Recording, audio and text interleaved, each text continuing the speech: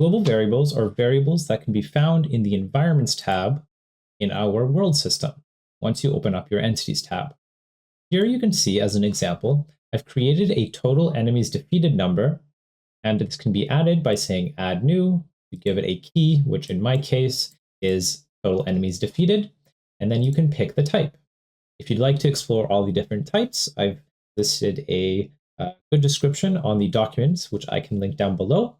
But for our case, we can use number, and then we're going to close this. And now we want to be able to use this global variable. How do we do that? Well, what we can do is we can use them in scripts. Now in my script here, in my unit death, this is a script that allows me to check for any type of unit that dies. You can see here the trigger is when a unit attribute becomes 0 or less, meaning if anything dies, we will know about it here. So here we have a survivor, a pig, and a bear. Those are the three types of units that we have. We have a few if conditions. The first one is to see if the attribute that we're checking is health. If it is, that means we're going to check for a specific unit, being the survivor, bear, or pig. Now for me, what I've done is I've added my code to the pig here. So what we're going to do is we're going to increase the total enemies defeated by 10. And the way we do that is initially we would go to add new action and increase variable by number. You can see here I can pick a variable.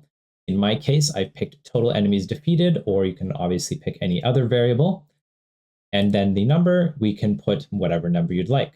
Now in my case, I put 10 just to make a big number, so that way you guys can see the numbers changing. Obviously, in your case, if you're doing a totals number defeated, you might want to do 1. That would probably make a bit more sense. And then just to show quickly that the number is increasing, we're going to create a floating text of a string converted of the total enemies defeated. Because this is a number, it's an integer, it's not a string, we need to use a function, string converted from number. So we're going to get this string here, and then we can convert this variable to this, we can convert this variable, which is a number, into a string.